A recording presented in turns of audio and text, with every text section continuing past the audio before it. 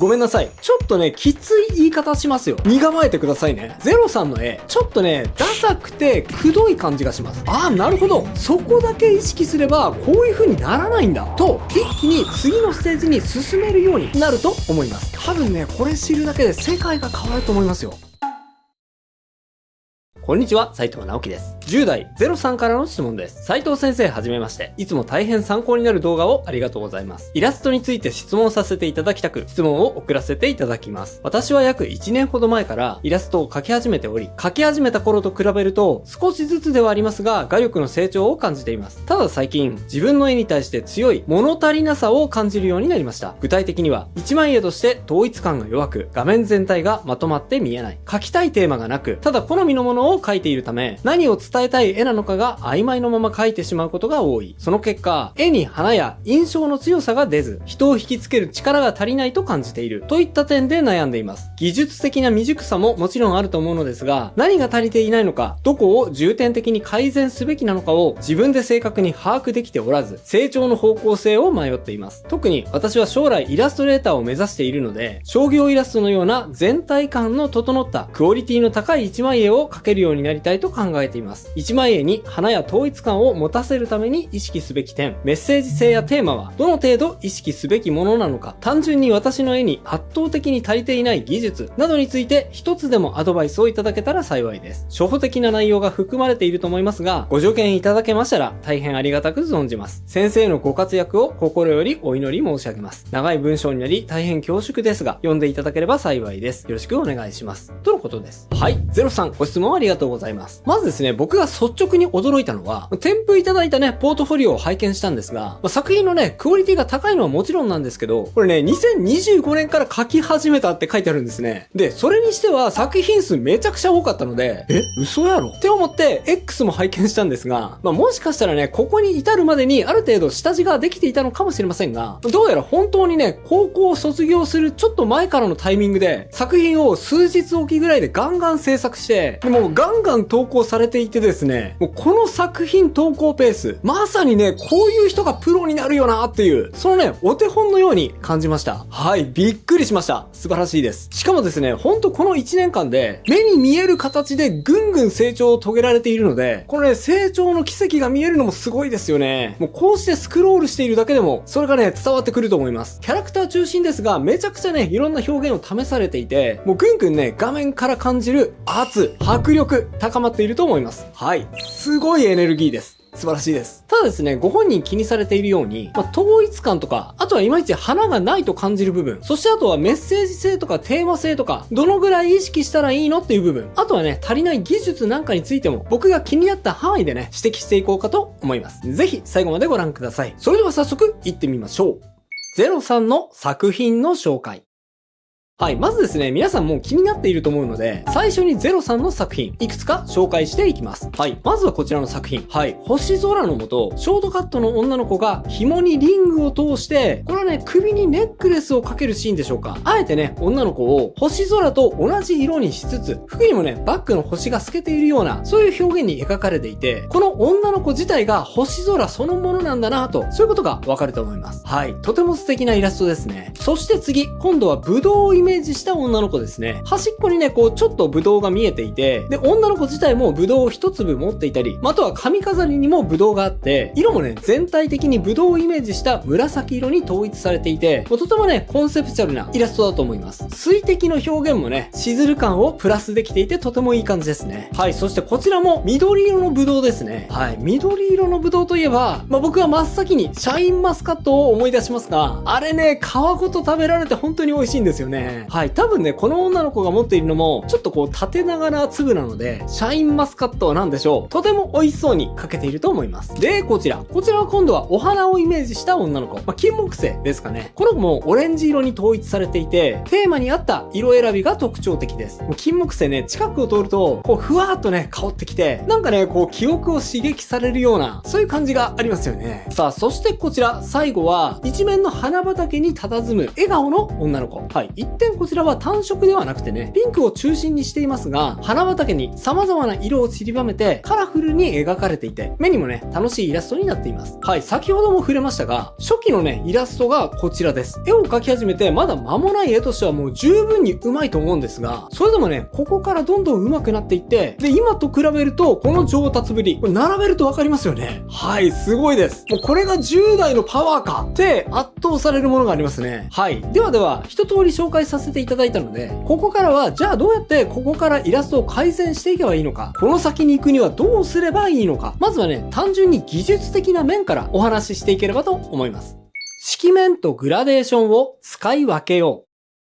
はい。ここまでね、ゼロさんの作品を見てきて、僕はね、こう、褒める一方だったので、ちょっとここからはね、僕が感じたマイナスポイントについて触れていこうと思うんですが、僕がですね、ゼロさんの作品を見ていて、一番強く感じたマイナスポイントは、これですね、ご本人も花がない感じがするっていう問題を挙げられていましたけど、なので、あえてね、あえてはっきり言わせてもらうとですね、ごめんなさい。ちょっとね、きつい言い方しますよ。身構えてくださいね。ゼロさんの絵、ちょっとね、ダサくてくどい感じがします。はい。ごめんなさい。ちょっとね、こんなことね、絵を描き始めたばっかりの人に言うには酷だというか、普通はこんなこと言わないんですが、もうゼロさんがあまりにも成長スピードが速すぎて、もうここまで来たのっていうところまで来てしまったので、あえてね、はっきり言いました。っていうのも、これですね、絵の中級者の人に起こりがちな現象だからなんです。もっと言うと、立体感を出すのが得意な人に起こりがちな現象です。はい。でも大丈夫ですよ。欠点を指摘して終わるようなことはしません。この動画を見終わる頃には、ゼロさんをはじめ同じような悩みを抱えている人にとって、ああ、なるほど。そこだけ意識すれば、こういう風にならないんだ。と、一気に次のステージに進めるようになると思います。多分ね、これ知るだけで世界が変わると思いますよ。楽しみにしていてください。でですね、もう早速大切な部分、解説していきますが、ゼロさんの絵はですね、グラデーションに頼りすぎだなという感じがします。はい。グラデーションに頼りすぎです。例えばこちらのイラストなんですが、こちらはですね、特に強くそのことを感じます。全体的にこうふわーっと、おそらくね、エアブラシのようなブラシを使って描かれていると思うんですが、色面のね、意識があんまりなく、グラデーションがかけられているので、イラスト全体のイメージがこうぼやけすぎだというか、メリハリがね、ちょっとないように思えてしまうんですね。それもあってですね、ちょっとグラデーションを多用しすぎると、なんかね、全体的にこうやぼったさが強調されてしまって、なんとなくダサいな、というような印象につながってしまうんですね。ちょっとそれ嫌じゃないですか。はい。このイラスト、本当に簡単にですが、その点だけを直してみました。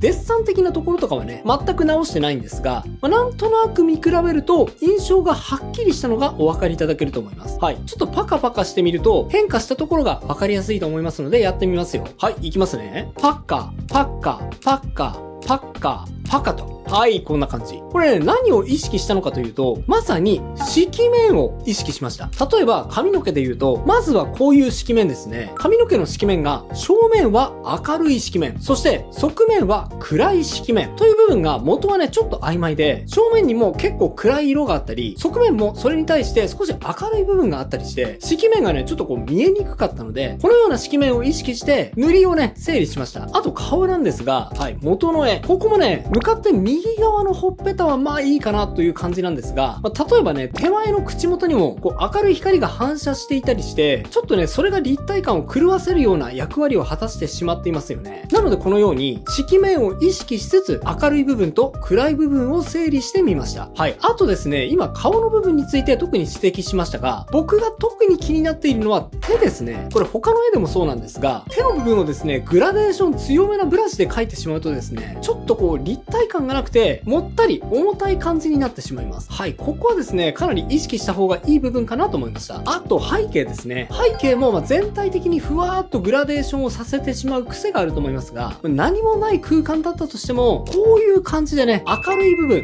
暗い部分の色面をある程度意識して分けた方がメリハリが生まれていいと思います。ある程度ね、背景はキャラクターを描くときに比べてぼやかして描いても全然ありなんですが、いくらか背景も色面を意識することで、今よりもすごく描きやすくなると思います。はい。ただですね、これおそらくゼロさんも感覚的に気づいていて、例えばさっき紹介したこちらの絵、こちらに関しては、特に顔の部分、右側が明るい、光が当たっている色面があって、で、左側は光が直接当たっていない暗い部分の色面という風に、頭の中でね、情報を整理しつつ、その範囲の中で明暗さをつけるっていう素晴らしいコントロールをね、しながら書かれていると思います。もう感覚としてはね、これができ始めているので、今の僕の説明を聞いたらね、ご本人は一発でこれを理解して、あ、なるほど、それでよかったのかって、いろいろな絵に応用を聞かせられるようになったんじゃないかと思います。いや、やばい武器を持たせてしまったのかもしれませんね。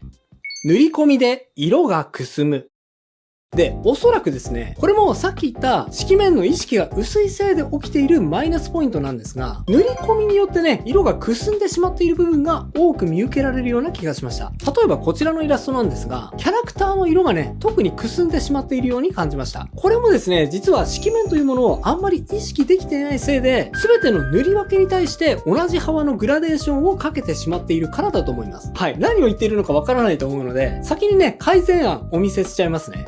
こんな感じです。どうでしょう？なんかさっきよりもくどくどしさがなくなって、すっきり女の子の可愛さ自体にフォーカスできた感じがするのではないでしょうか。こちらもね、ポイント解説する前にパカパカしてみましょうか。はい。パカパカパカパカパカと。はい。皆さんなんとなく感覚的には理解できたのではないでしょうか。では、どこをどう意識して変更を加えると、こういう感じになるのかっていうとですね、やってることはすごく簡単です。2枚並べて見比べてみるとわかると思いますが、例えばこの胸元のひらひらの部分、添削前は、ものすごくですね、ここの部分だけで明暗差がついていました。左下の上に膨らんでいる部分は明るくなっていて、左下の凹んでいる部分は暗く少しグレーみがかっています。すごくね、立体感を強調したい時にはこのように色幅をつけてもいいんですが、全体で見た時にですね、このぐらいの色の振れ幅をゼロさんは全てのパーツごとにやりがちです。胸の左側の部分にもかなり明暗差をつけるし、帽子の裏地の部分でもなるべく明暗差をつけるし、腕にも同じぐらいのグラデーションをつけるし、顔にも同じぐらいのグラデーション幅をつけてしまう。それをですね、全部のところでやってしまうと、確かに立体感は生まれるんですが、絵がですね、ちょっとこう、くどくどしくなってしまって、本来ね、伝えたいはずのかっこよさとか、可愛さという部分からは外れてしまうことがあるんですね。なので僕は、これもさっきの延長線上になるんですが、色面によって、このようにグラデーション幅を限定しました。添削前は、明るい部分であれ、暗い部分であれ、同じぐらいの色幅で陰影をつけていたところを、僕はね、色幅をかなり限定して、明るい部分には、このぐらいの色幅でしか陰影つけませんよ。暗い部分には逆に明るい色は入れませんよ。と、ルール付けをしてあげた感じです。こうすることによって、各パーツの立体感は、ちょっとね、減ってしまうかもしれませんが、全体の統一感は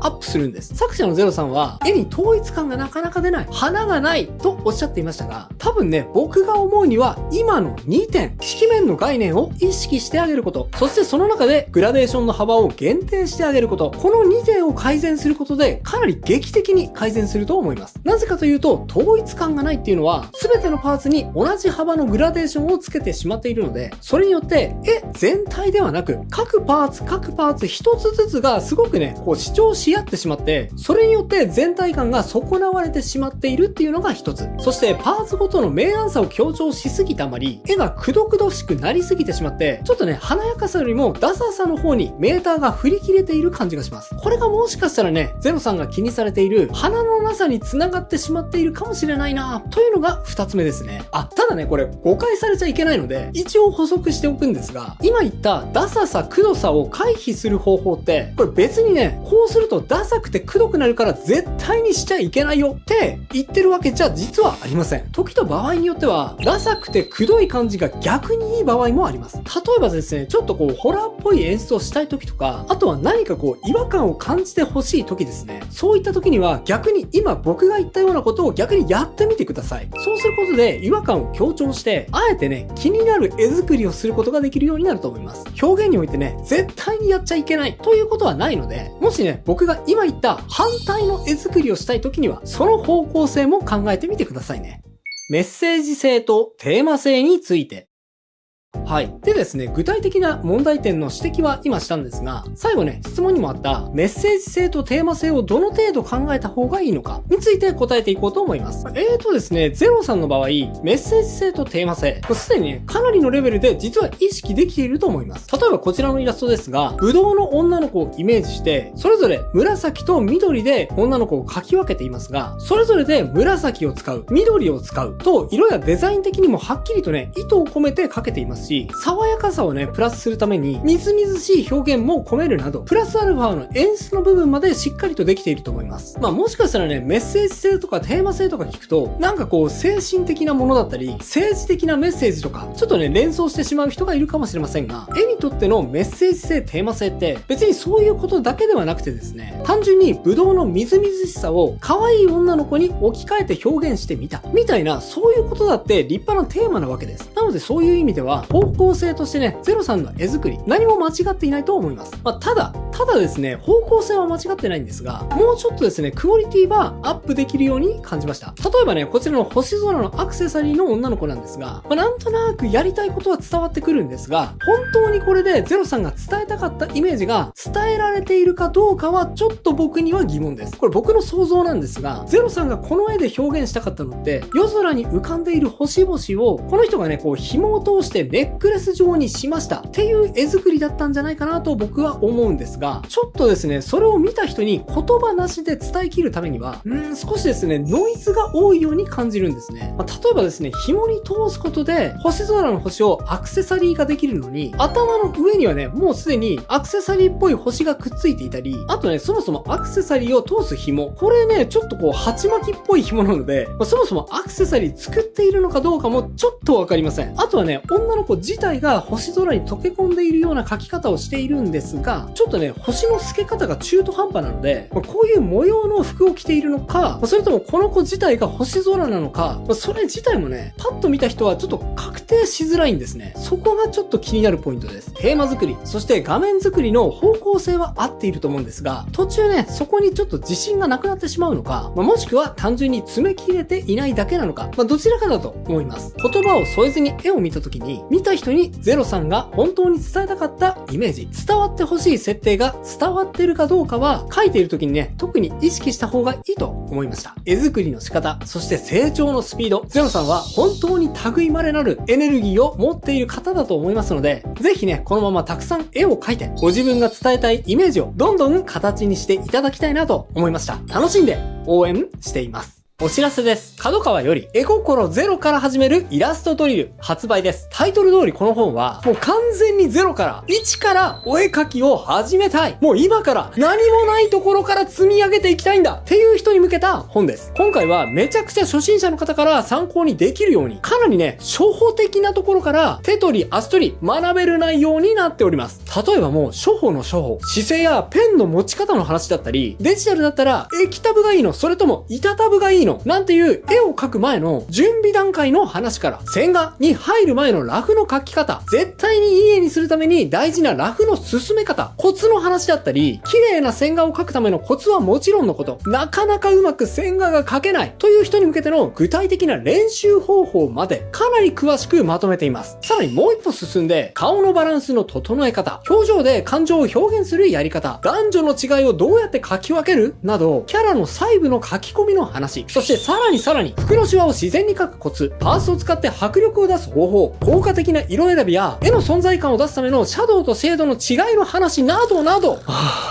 疲れた。ごめんなさい。もうね、かなり段階的に、網羅的に、事細かに説明したので、もう全部を全部紹介はできないんですが、改めて、ゼロから学び直したい、ここから始めたいという方にとっては、うってつけの内容になっております。興味が出たよという方はですね、動画下の概要欄の URL より、ぜひぜひチェックしてみてくださいね。